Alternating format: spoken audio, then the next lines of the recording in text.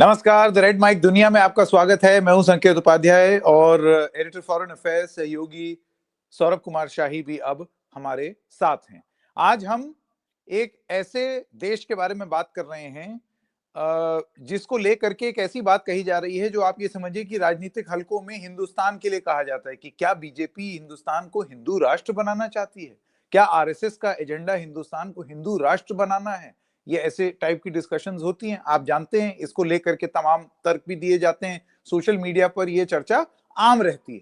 लेकिन हिंदुस्तान का एक पड़ोसी मुल्क जो पहले हिंदू राष्ट्र था, क्या वो वापस हिंदू राष्ट्र बनने की ओर अग्रसर है? हम बात कर रहे हैं नेपाल की। नेपाल के जो अर्स्टवाइल किंग हैं, आप जानते हैं नेपाल पहले एक किंगडम थी, मोनार्की थी, फिर वहां से मोनार्की हटी, वहां पर डेमोक्रेसी आ गई फुल फ्लेजेड, और उसके कई सालों बाद, कई दशकों बाद अब राजा वापस काठमांडू की सड़कों पर दिखे, और राजा के वहां पर वापस दिखने पर एक हुजूम भी दिखा। तमाम लोग उनको हुजूर हुजूर बोलते हुए इस हुजूम का हिस्सा भी बन गए। लेकिन ज्ञानेंद्र की ताजपोशी क्यों चाहते हैं कुछ लोग? क्या ये सही में मोमेंटम गैदर कर पाएगा? And is this necessarily a challenge to the political establishment in Nepal? और इससे जुड़ा हुआ दूसरा पहलू जिस पर शाही साहब से बात करेंगे, हिंदुस्तान इसको किस तरीके से देखेगा? अब तक का पॉलिटिकल एस्टेब्लिशमेंट बहुत ज्यादा एंटी इंडिया सेंटिमेंट लेकर के आगे बढ़ रहा है। ये चेंज अगर होता है तो हिंदुस्तान के दृष्टिकोण से चीजें कैसे बदलेंगी? शाही साहब, आपका बहुत बहुत स्वागत। माफ कीजिएगा, एक थोड़ा लंबा इंट्रोडक्शन दिया, लेकिन मैं आपके विचार जानना चाहता हूं कि जब राजशाही मोनार्की नेपाल से हटी, तब किन परिस्थितियों में हटी, और अब जब वो वापस आए हैं और ये हुजूम देखने को मिल रहा है, तो इससे क्या अर्थ निकाला जाए? जी संकेत, हमारे दर्शक विजुअल्स अपने स्क्रीन पे देख सकते हैं। कोई छोटी रैली ये नहीं है। डिफरेंट असेसमेंट्स जो लोग दे रहे हैं उससे कह रहे हैं कि तकरीबन 10 से 20 हजार के दरमियान यहाँ पे लोग जो हैं वो काठमांडू में आए हुए थे उनका स्वागत करने के लिए जो एयरपोर्ट है। हालांकि वो जो रास्ता जिससे वो पूरा ट्रैफिक निकला है, वो जो परेड निकली है, वो ऐसे भी इट्स अ बिजी स्ट्रीट। वहाँ का रिंग रोड है काठमांडू का। जो लोग जाते होंगे, हमारे दर्शक काठमांडू वो जानते होंगे, वहां से आप सीधा रिंग रोड पे निकलते हैं और ये पूरा घूम के एक रास्ता है। ये महाराजगंज इनका इलाका है, जहाँ पे ज्ञानेंद्र और फैमिली जो है वो 2008 के बाद, जब से ये मोनार्की खत्म हुई है, उसके बाद से वहां पर वो रहते हैं। तो उस इलाके तक ये घूम के गई है। तो एक काफी लोग, काफी पार्टिसिपेशन इसमें दिखी और एक इंथुजियाज्म दिखा। मतलब पार्टिसिपेशन तो चले, फिजिकली आप आते हैं, लेकिन एक जो आप एक इंथुजियाज्म वहां नजर आई। वो उससे इतना तो जरूर है कि जो पॉलिटिकल डिस्पेंसेशन है, चाहे वो जो सत्ता में है या जो विपक्ष में है, वो रैटल तो जरूर हो गए हैं, क्योंकि उसके बाद जो एक बयान और फिर रद्द अमल उस पर, और फिर उसके बाद बयान, ये सारी चीजें जो है पिछले 3 दिनों से चल रही हैं।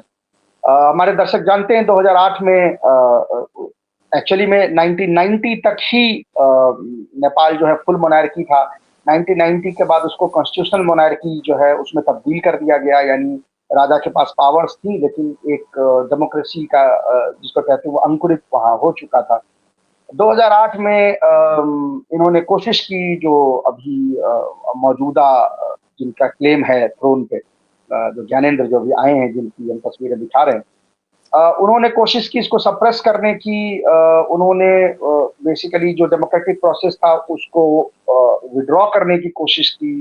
तो वहां पे लोगों का एक हुजूम निकला, और तमाम पार्टी जो है वो उन्होंने वहां पे मिलके प्रदर्शन किया और नेपाल को डेमोक्रेसी में, यानी रिपब्लिकन डेमोक्रेसी में तब्दील कर दिया।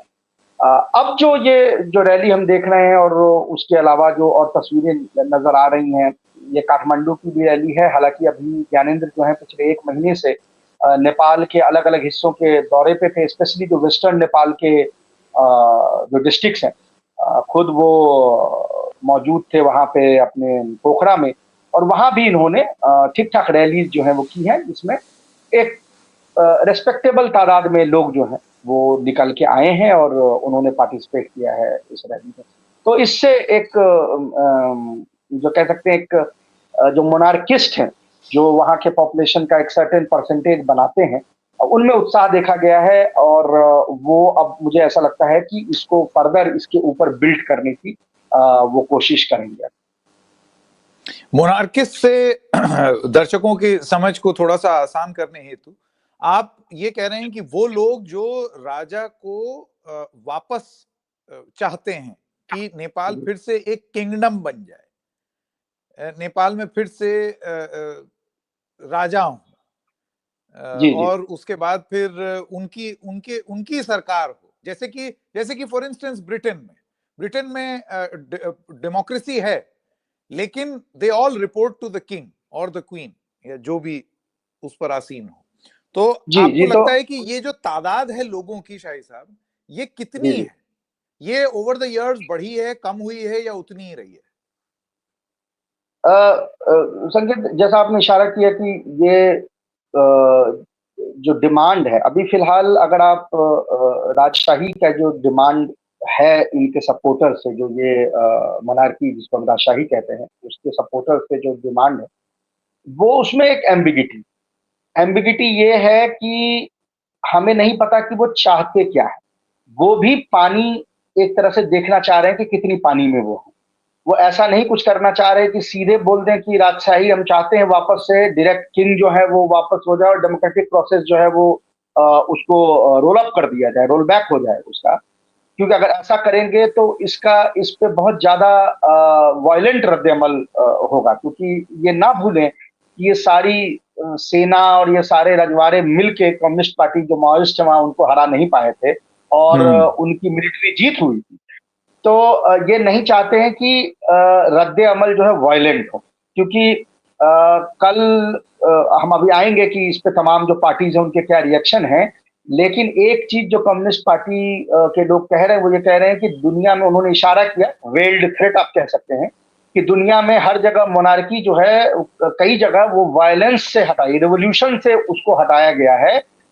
हमने ऐसा कुछ नहीं किया, हमने इनको जगह दी कि आप इस देश में बने रह सकते हैं, आप इस देश के पॉलिटिक्स में एज अ पॉलिटिकल पार्टी बनाइए और आप लड़ लीजिए, लेकिन हमें मजबूर ना करें कि हम उस रास्ते पे चले जाएं जिस रास्ते पे दुनिया में रिवोल्यूशन के तहत राजाओं को हटाया गया। यानी एक वेल थ्रेट है कि तुम्हारी जान भी जा सकती है अगर टू क्लेवर बाय हाफ बनोगे तो इसलिए अभी पानी, अब देख रहे हैं, पहले ये जो मोनार्किस्ट हैं, राजशाही के सपोर्ट के जो लोग हैं, वो देख रहे हैं कि वो कितने पानी में है, क्या वो इसको थ्रेट को मिलिटरली डील कर सकते हैं, क्या उनके पास उतने नंबर्स हैं, नहीं है।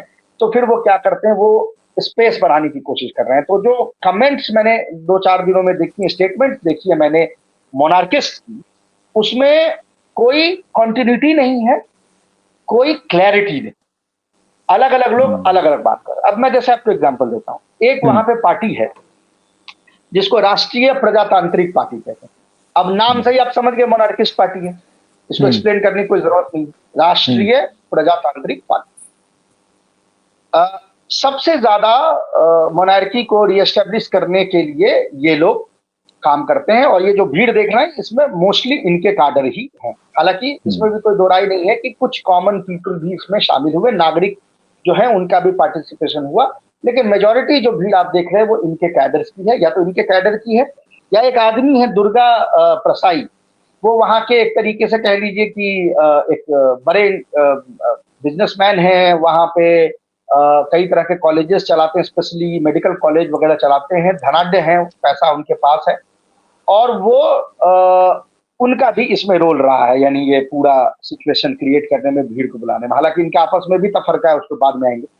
लेकिन इनकी पार्टी जो है, इसके स्टेटमेंट में पिछले 2-3 दिन से सुन रहा था, ये जो इंडिविजुअल है जिनका ये मेडिकल कॉलेज है, जो इसको फंड कर रहे हैं इस सारे प्रोटेस्ट को, उनका नाम है दुर्गा प्रसाई, जैसे मैंने बताया। उनका स्टेटमेंट ये था कि वो थ्रेटन कर रहे थे कि भाई आप लोग जो है, यानी पार्टी जो ट्रेडिशनल पार्टी है, वो निकल जाइए, लोगों में वापस से मोनार्की के प्रति श्रद्धा आ गई है और आपको हम भगाएंगे और इनको वापस लेंगे। ये थोड़ा ज्यादा ये अभी बोल रहे हैं, यानी इनके बयान जो है ज्यादा वो है, यानी शार्प है। लेकिन वहीं ये जो राष्ट्रीय प्रजातांत्रिक पार्टी है, इनके जो स्पोक्स पर्सन और ये कह रहे हैं कि राजा को, ये नहीं कह रहे हैं कि मोनार्की आनी चाहिए, क्या कह रहे हैं, ये कह रहे हैं कि रिपब्लिकन सिस्टम हटना चाहिए और कॉन्स्टिट्यूशनल मोनार्की होनी चाहिए। अब इसमें फर्क है, जैसा आपने इशारा किया, कॉन्स्टिट्यूशनल मोनार्की क्या है, इंग्लैंड जैसा है कि वहां पे राजा तो बन गया लेकिन डेमोक्रेसी भी है। अब ये कह रहे हैं कि नहीं, हम राजा को अब वापस ले, रिपब्लिकनिज्म हटाइए, प्रेसिडेंट को हटा दीजिए, राजा को वापस लाइए और उनको पॉलिटिकल स्पेस इसमें प्रदान किया जाए। वो भी देखना चाह रहे हैं कि पहले ये डिमांड कर रहे हैं, एक बार वो हो जाए तो फिर देखेंगे कि आगे कैसे फैलना। लेकिन सेम पार्टी की जो एक एमपी है, कल मैं उनका भाषण सुन रहा था जो वो वहां के पार्लियामेंट में दे रही थी, उनका नाम है रोशन कार्की। रोशन कार्की ने अपने भाषण में डायरेक्ट थ्रेट किया है कि रिपब्लिकन सिस्टम, रिपब्लिकन पार्टियां भाग जाएं और छुपने की जगह ढूंढ लें क्योंकि जनता आ रही है उनको मारने। तो अभी देख रहे क्लैरिटी नहीं है, कोई कुछ कह रहा है कोई कुछ कह रहा है, हालांकि ये सारी चीज एग्जैजरेटेड है। अब आपने इशारा किया कि भाई ये प्रजातांत्रिक पार्टी अगर रिप्रेजेंटेटिव है तो उसको जो इलेक्शन में वोट मिलते हैं वो मोर और लेस एक रिप्रेजेंटेशन होगा कि भाई राजा कितने पॉपुलर है, क्योंकि राजा को वापस से राजशाही को डेमोक्रेटिक प्रोसेस। तो जो पिछला इलेक्शन हुआ है 2017 में जो इलेक्शन हुआ था उसमें इनको 2% वोट आई, 2% वोट आई थी 2017 वाले। 2022 वाले जो अभी इलेक्शन हुआ है उसमें इनका वोट फीसद बढ़ के 6%। अच्छा। यानी ये 6% वोट इन्होंने गार्नर किया और इनको 275 में से 14 सीटें पार्लियामेंट में मिली हैं। लेकिन एक चीज इसमें ध्यान रखने वाली बात है कि 2022 के इलेक्शन में कम्युनिस्ट पार्टीज ने इनको कुछ सीटों पे सपोर्ट किया था। अच्छा, ये भी देखें वहां चल प्रजातांत्रिक पार्टी और कम्युनिस्ट पार्टी का भी हॉबनॉबिंग चल रहा हो, तो भारत में अगर आरएसएस और सीपीएम का हो जाए तो आप समझिए क्या हंगामा होगा। एनीवे, तो वहां इनका और उनको कुछ सीट्स पे, और स्पेशली जो पार्टी के चीफ हैं उनको अपने सीट पे कम्युनिस्ट पार्टी ने सपोर्ट किया था। तो वो 6% कितना है, क्या इनका ही वोट है कि उस 6% में जो सपोर्ट किया है कम्युनिस्ट पार्टी ने कई सीटों पर, सारे सीट्स पे नहीं किया पर कुछ सीटों पे किया था, तो क्या उसका भी कोई इंपैक्ट है, ये कह नहीं सकते। जो इंडिपेंडेंट एनालिस्ट हैं उनसे जो मेरी बात हुई आज सुबह में, कल तक ऐसा तो उनका ये कहना था कि ये 10 के आसपास, 10% के आसपास अभी इनका वोट होगा और वो इसी के आसपास 9% कह लीजिए, 11% के लिए, उससे ज्यादा सपोर्ट बेस इस पार्टी को नहीं है। तो मान के चलिए कि इसी के आसपास जो है मोनार्की को लेके अभी फिलहाल सपोर्ट दिखता है।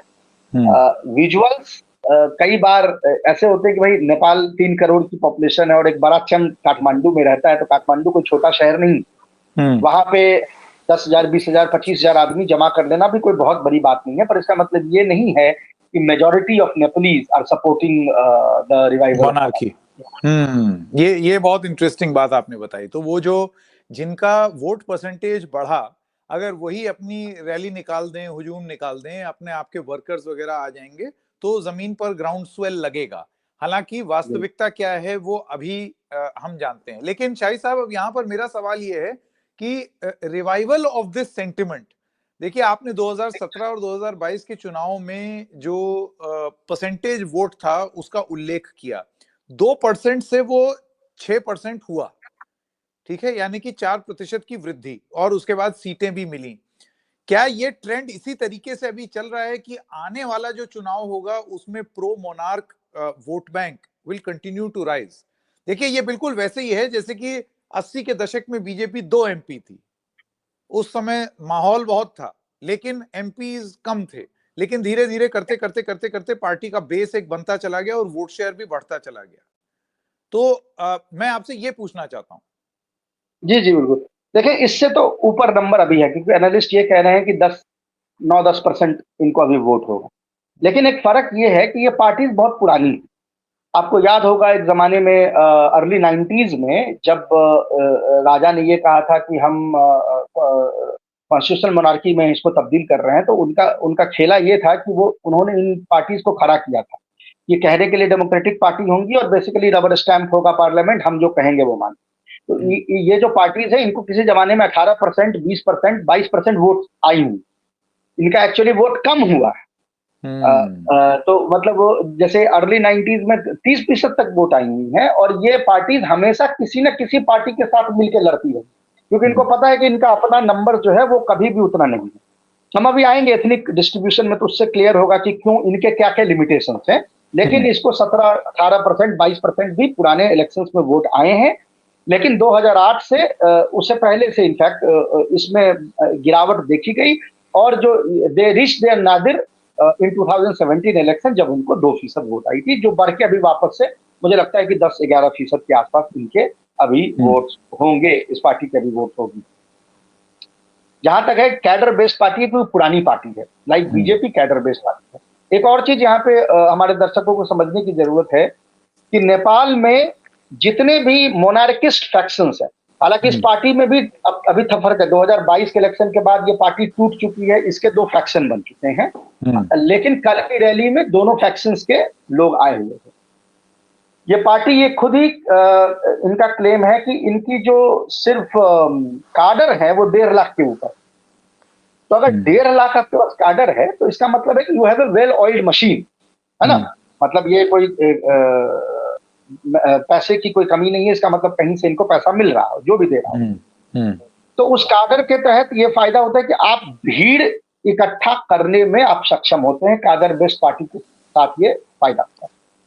अब यहाँ पे क्या है कि एक यहाँ पे अगर जो हम उसमें बोलते हैं ना स्टैटिस्टिक में वेन डायग्राम, अगर आप हिंदुत्व पॉलिटिक्स के पार्टीज का सर्कल बनाएंगे, अगर डायग्राम बनाएंगे, और अगर आप मोनार्किस्ट पार्टी का बनाएंगे, तो ये सुपर इम्पोज कर जाएगा वेन डायग्राम, यानी वहां पे वही हिंदुत्ववादी हैं जो मोनार्किस्ट।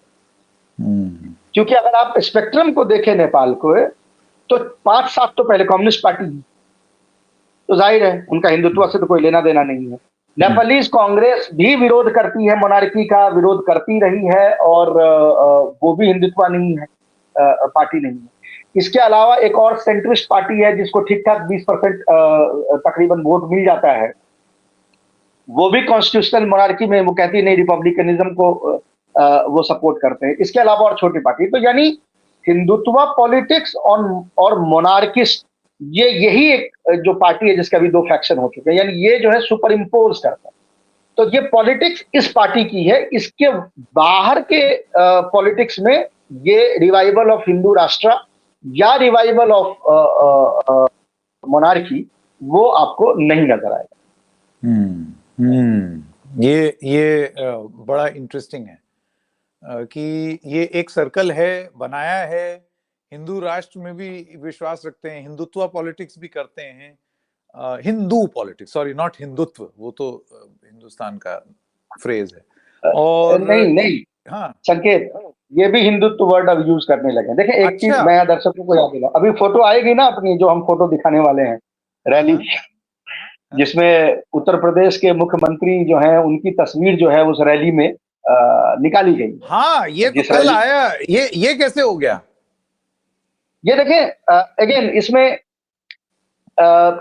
एक हमारे पास एक प्रॉब्लम ये होती है, हम जर्नलिस्ट के पास, कि हम लोग कई बार कुछ चीजें ओवर एनालाइज भी करते हैं। तो यहाँ कुछ बैकग्राउंड समझने की जरूरत है। अव्वल तो ये कि देखें, गोरखपुर एक जमाने में नेपलीज किंगडम का हिस्सा होता, ट्रीटी ऑफ सबौली के बाद बहुत सारी चीजें अलग हुई उसकी। तो ये जो रिलेशनशिप नाथ संप्रदाय के साथ नेपाल का है ना, बहुत पुराना। ये मॉडर्न इंडिया के कंस्ट्रक्शन से, मॉडर्न नेपाल के कंस्ट्रक्शन से पहले की रिलेशनशिप। इनफैक्ट हमारे जो दर्शक हैं वो जानते होंगे कि गोरखपुर में आप अगर जाएंगे और पूछेंगे सबसे पुरानी बिल्डिंग कौन है, तो आपको न्यू नेपाल क्लब और ये सब आपको नजर आएगा, क्योंकि वहां पे एक कंटिन्यूटी बनी हुई है। खुद जो गोरखपुर मंदिर है उसके साथ जो राज परिवार है उसका बहुत गहरा संबंध है, उनका आना जाना होता है। अभी कुछ दिन पहले भी वो आए थे, मुलाकात करके भी गए हैं शायद चीफ मिनिस्टर साहब से। जो ये हमें नहीं भूलना चाहिए कि चीफ मिनिस्टर तो है, लेकिन अभी भी वो महंत भी। So he is a chief minister as well as the mahant of the mandir, as a monk. और वो मंदिर का, जैसा मैंने कहा कि एक कंटिन्यूटी जो है वो वहां पे दिखती है। नाथ संप्रदाय को फॉलो करने वाले बहुत बड़ी तादाद में नेपाल में रहते हैं, लेकिन इसका मतलब ये नहीं है कि नाथ संप्रदाय को चूंकि वो फॉलो करते हैं तो हिंदुत्व आइडियोलॉजी को भी फॉलो करते हैं। इनफैक्ट मैं अभी उसमें जाना नहीं चाहता, पर नाथ संप्रदाय की आप अगर आप हिस्ट्री पढ़ेंगे तो उनका हिंदुत्व से कोई लेना देना नहीं था, वो हिंदू मुस्लिम एक जाति की बात कर रहे हैं। लेकिन चले, म्यूटेट हो गया आजकल। तो अब ये है कि इसका मतलब ये नहीं कि नाथ संप्रदाय को कोई नेपाली अगर फॉलो कर रहा है तो वो नेपाली जो है वो इसका मतलब है कि वो नेपाली जो है वो हिंदुत्व, ऐसा नहीं है। लेकिन ये भी सही है कि ये हिंदुत्ववादी जो एक भावना है वो नेपाल में कुछ हलकों में पाई जाती है। ये वही हलके हैं जिसकी मैंने आपको बात की कि इसमें अगर आप वेन डायग्राम बनाएंगे तो आपको हिंदुत्ववादी और राजशाही वाले जो लोग हैं वो आपको एक ही मिलेंगे, एक ही मिलेंगे।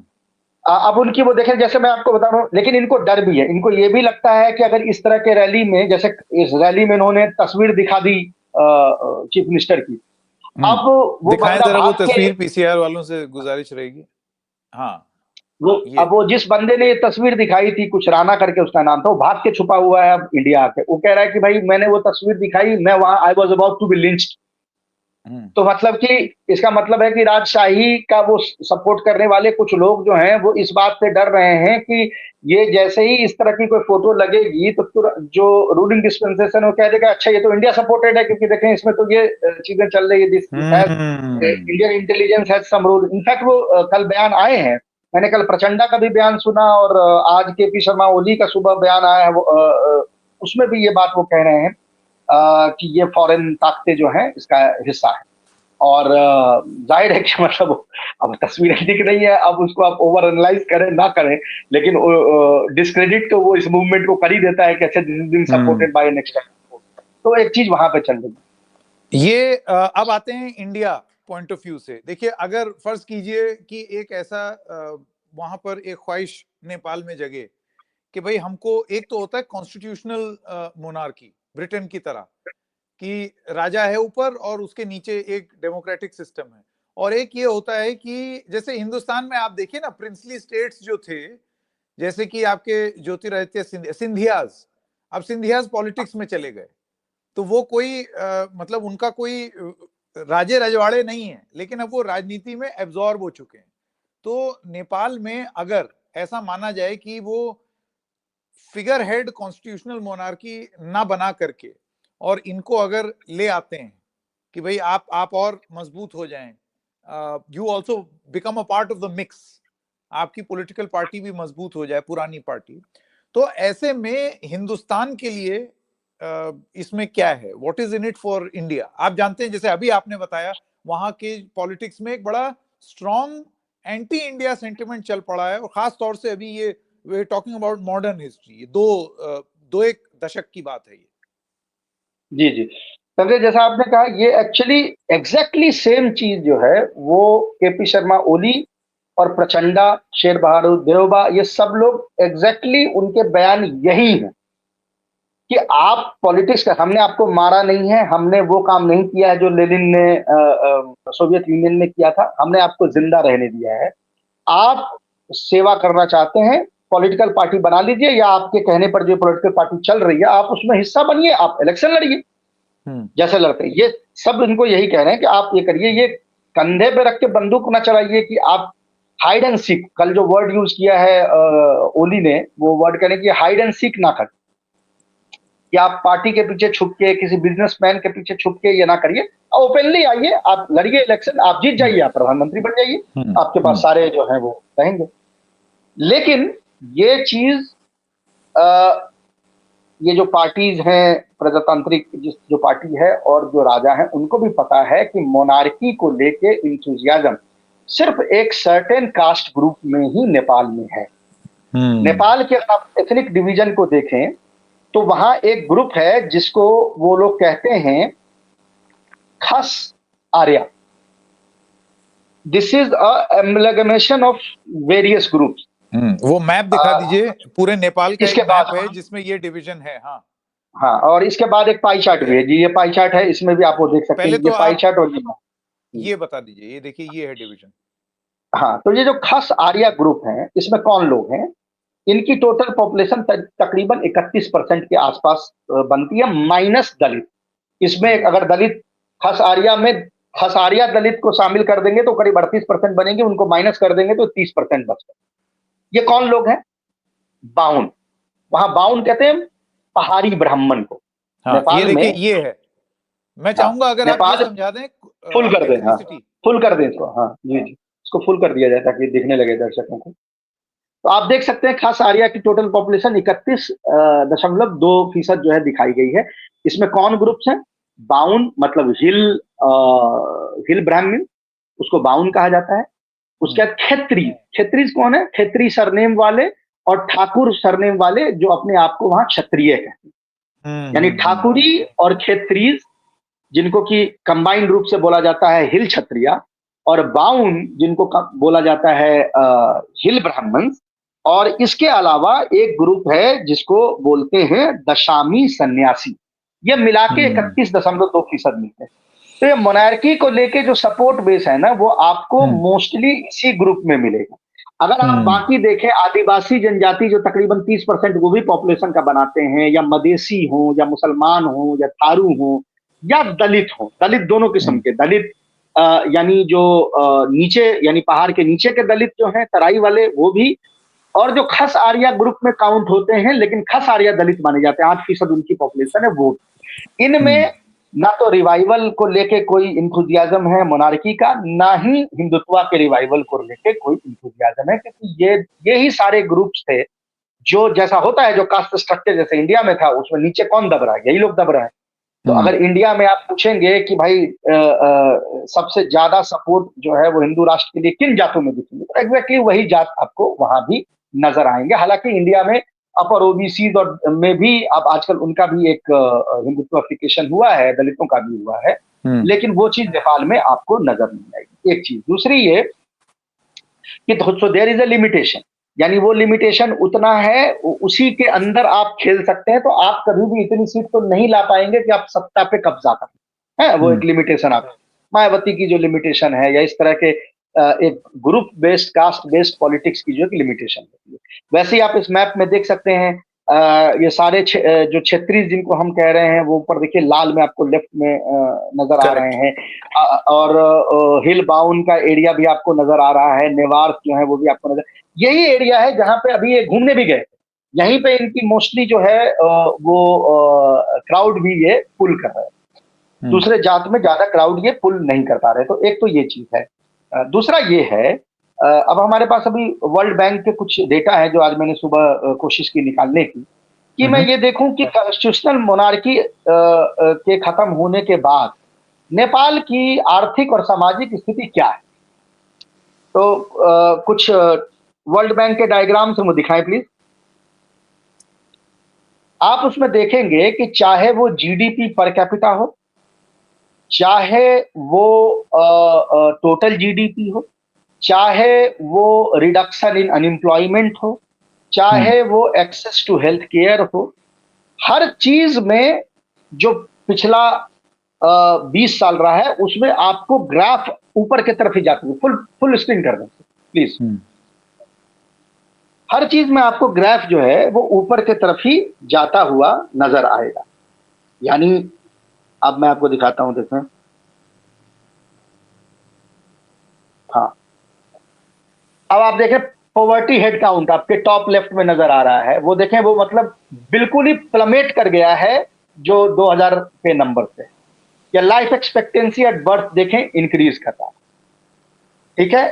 जीडीपी करंट अगर देखें यूएस डॉलर पर कैपिटा वो इंक्रीज कर रही है। जीडीपी टोटल देखें वो इंक्रीज कर रही है। अनएम्प्लॉयमेंट में बीच में एक थोड़ा सा बढ़ाव आपको दिखेगा, वो कोरोना ईयर्स है, लेकिन उसके अलावा देखें तो अनएम्प्लॉयमेंट जो है वो भी बिल्कुल स्टेबलाइज, जितनी थी उतनी ही है। इन्फ्लेशन वगैरह भी अप डाउन होता रहता है, पर मोस्टली जो है वो यानी ग्रोथ सेंट्रिक ही आपको नजर आ रहा है। तो यानी डेवलपमेंट के जो सारे इंडिसेस है ना, उसमें नेपाल ग्रो कर रहा है, इसमें कोई दो राय नहीं है। लेकिन आपको ये समझनी चाहिए, और ये प्रॉब्लम कई जगह आपको देखनी पड़ती है, कि सामाजिक न्याय की जो पार्टीज होती है ना, वो जब जीत के आती है तो उस समय उनका सपोर्ट बेस सिर्फ इस बिना पे होता है कि हमको सामाजिक न्याय मिले। है जैसे लालू यादव का फर्स्ट टर्म था, भयानक सपोर्ट बेस था। क्यों था? क्योंकि उसने गरीब गुरबा को आवाज दी।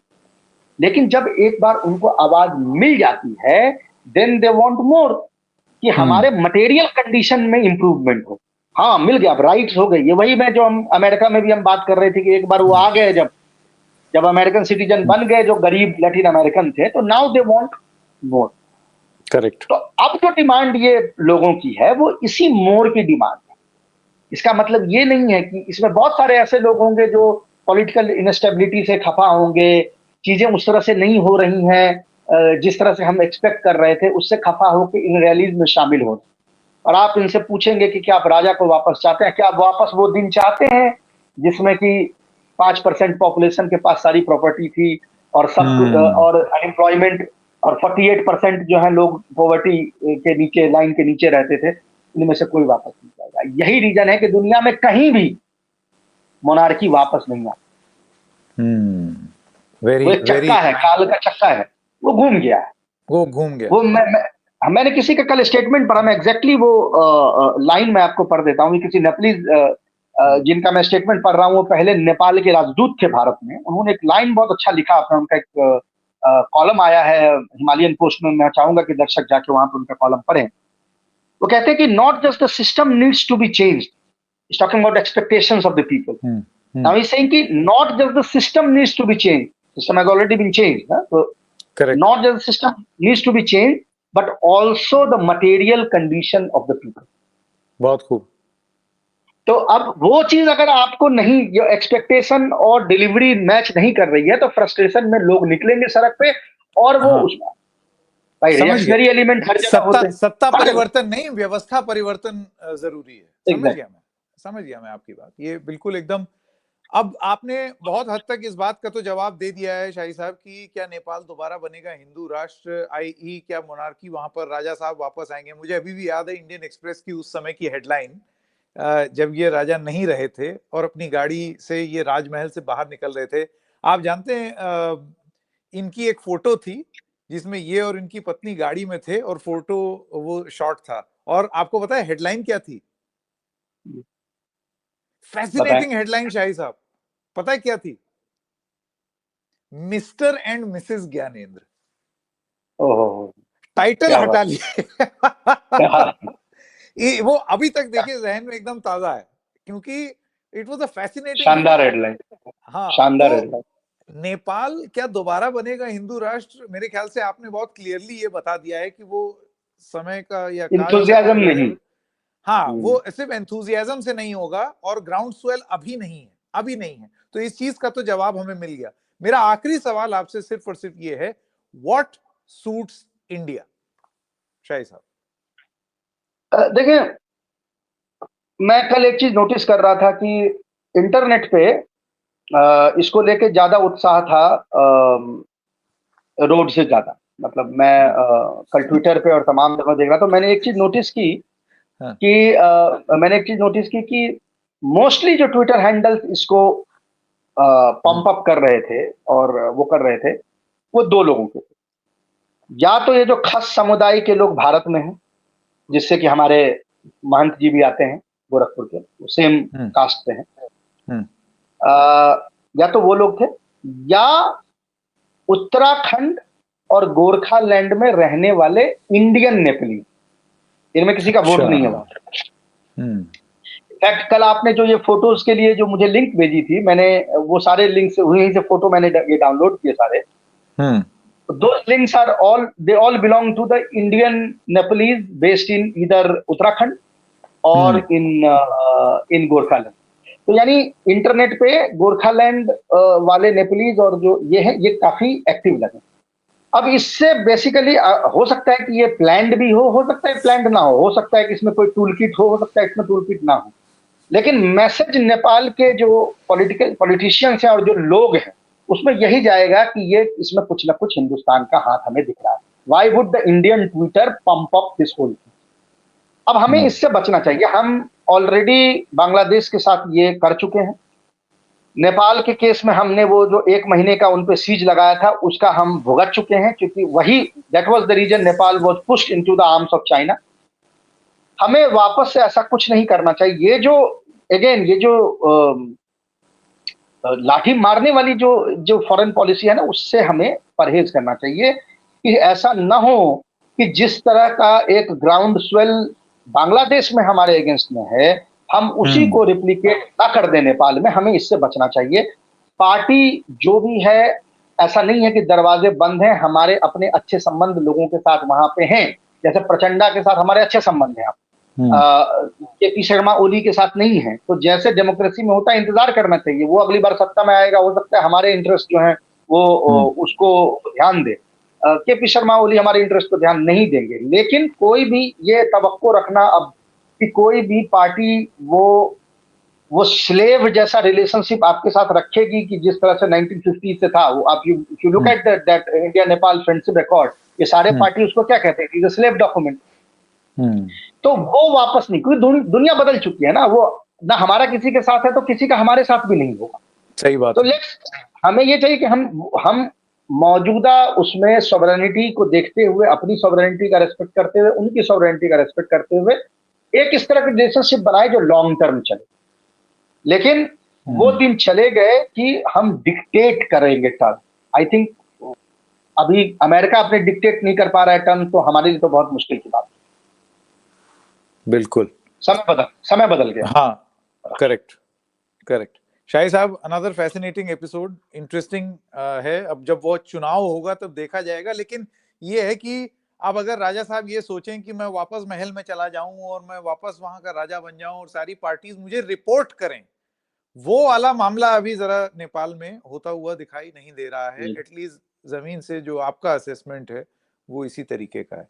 थैंक यू वेरी मच शाही साहब। दर्शकों, आपका भी हमारे साथ जुड़ने के लिए। फिर मिलेंगे एक और दुनिया के एपिसोड के साथ। तब तक के लिए नमस्कार।